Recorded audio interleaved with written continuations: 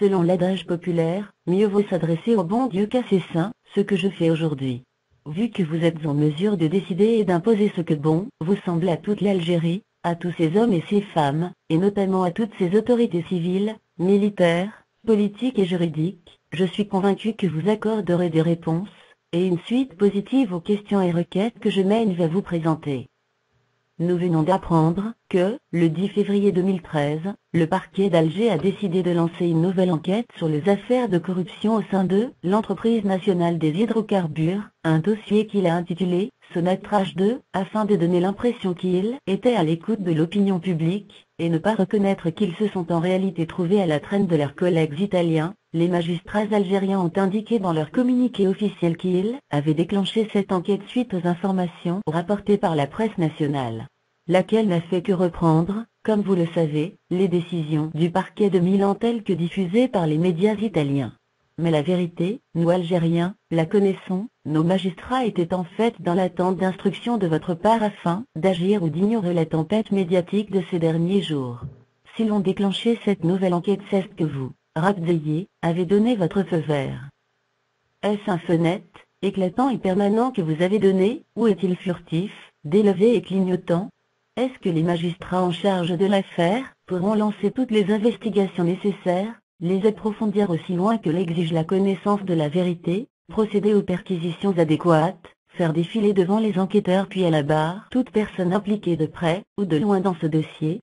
En un mot, pourront-ils agir uniquement en fonction de ce que leur dicte leur conscience, ou devront-ils solliciter à chaque étape de la procédure un nouveau feu vert de votre part?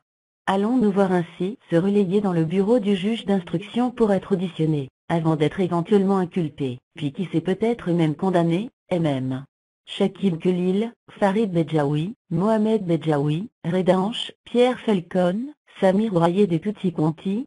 Comme vous le savez, certaines parmi ces personnes ont agi en qualité d'intermédiaires au profit de commanditaires invisibles aux yeux du commun des mortels, mais que vous, en tant que Dieu de l'Algérie, connaissez parfaitement. Alors est-ce trop rêver qu'imaginer que certains de vos collègues généraux, ou généraux-majors, certains ministres, certains hommes d'affaires véreux, certaines personnes qui évoluent dans la coupole dont vous êtes le point culminant ainsi que certains membres d'une certaine fratrie seront également déférés devant la justice? Verra-t-on aussi les corrupteurs italiens, chinois, français ou canadiens? La liste est loin d'être exhaustive. Être entendus par le juge d'instruction en charge de l'affaire, ou répondre de leur acte dans le cadre de commissions rogatoires? Ou alors, est-ce que, comme d'habitude, seul le menu fretin fera l'objet de la nouvelle procédure? Les Italiens, eux, n'ont pas hésité, c'est un énorme déballage qu'ils viennent de procéder.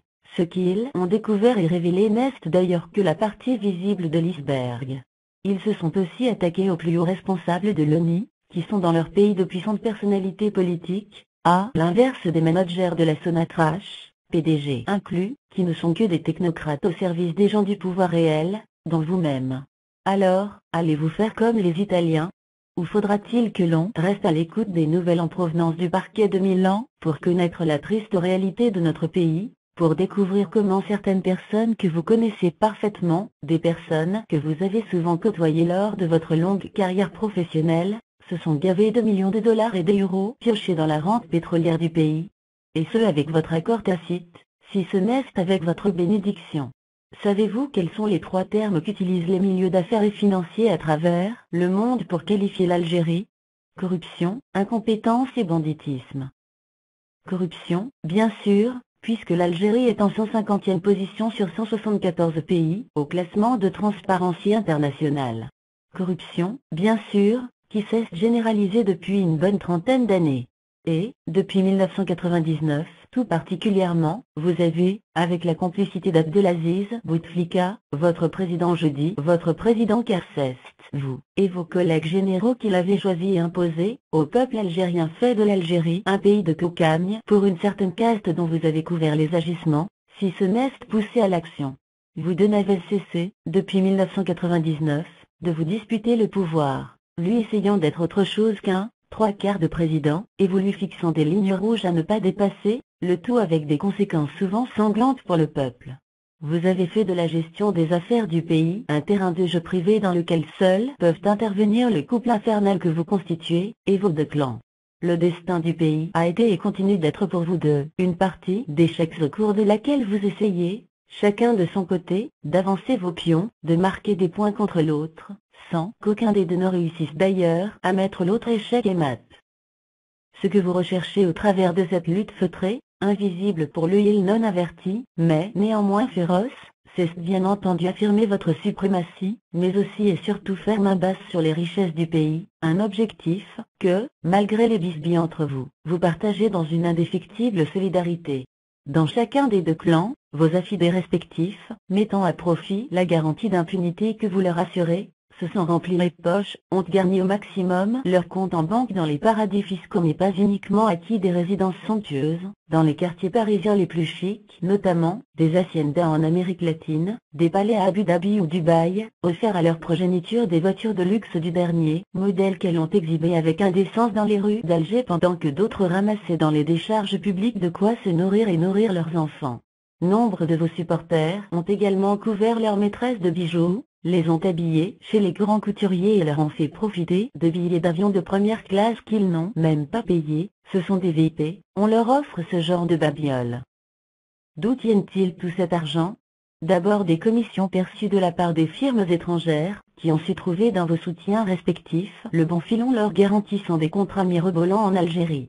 Mais aussi des opérations d'import-import que l'on a vu fleurir ces 20 dernières années, des monopoles d'importation que certains vous les connaissez parfaitement se sont auto-attribués, des montages frauduleux de crédits bancaires bidons devenus une spécialité algérienne, des arrangements douaniers pour de fausses importations ou exportations et j'en passe, tant est large l'éventail d'opérations frauduleuses apparues dans les années 1980 et généralisées depuis 1999. Étant a été fertile l'imagination des membres de vos deux clans pour se créer des niches desquelles ils pouvaient extraire le maximum de profit. Abdelaziz Bouteflika et vous-même saviez tout cela, mais vous avez laissé faire.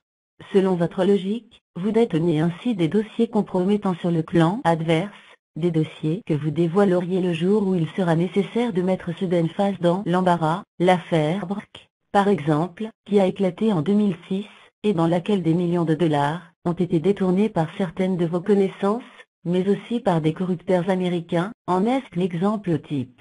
Pour votre grand bonheur, la rente pétrolière a été boostée par les prix élevés du pétrole ces 20 dernières années, et a donc permis le déroulement sans anicroche de tous ces micmacs. Quant à Abdelaziz Bouteflika et vous-même, cette rente vous a permis d'acheter des consciences, des soutiens à l'intérieur et à l'extérieur du pays, de financer des partis et des partis étrangers et donc de renforcer et pérenniser votre pouvoir, jusqu'à devenir, en ce qui vous concerne, rabdélier.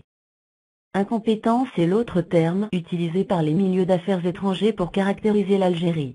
Ils savent bien entendu que tous les Algériens, Dieu soit loué, ne sont pas incompétents, tandis que l'énorme majorité de ceux avec lesquels ils traitent le sont. Comment expliquer une telle bizarrerie? Ces 4 Algériens qu'ils rencontrent, avec lesquels ils discutent affaires, ont été choisis et placés au poste de responsabilité qu'ils occupent par vous deux. Or, le critère fondamental que vous retenez pour le choix, c'est d'abord, et avant tout l'obéissance au chef du clan, pas la compétence. Dans votre microcosme, seuls les humains peuvent réussir. Il n'est qu'à voir pour scène convaincre l'obséquiosité et la servilité dont font preuve certaines personnes de votre entourage. Ces bénis oui vous aideront d'ailleurs dans la marginalisation des compétents, car ceci pourrait leur faire de l'ombre. On dit enfin banditisme, quel terme horrible quand on parle de l'Algérie dans les cercles des investisseurs potentiels.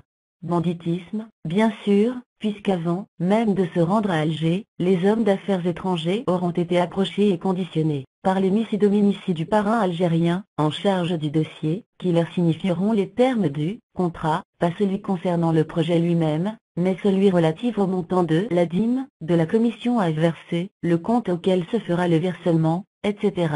Et Dieu sait s'ils sont voraces ces parrains algériens, qui exigent des pourcentages nettement supérieurs aux moyennes communément admises en la matière. Cette commission sera incluse dans le montant global de l'affaire, sans être pour autant déduite du profit de la firme bénéficiaire du contrat. Elle ne la dérange donc pas particulièrement.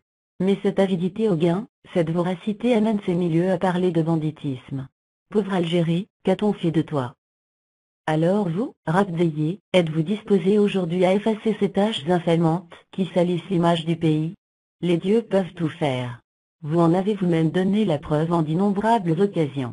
Saurez-vous pour une fois mettre le holà à ce genre de comportement? Serez-vous plus perspicace, plus efficace, que les Italiens qui annoncent 200 millions d'euros de pots de vin? Sur une série de contrats d'un montant global de 11 milliards, les 200 millions de commissions annoncées représentent moins de 2%. Un seul commentaire, ridicule. PS au dieu de l'Algérie, une dernière petite requête, autoriserez-vous la presse algérienne à publier cette lettre? HM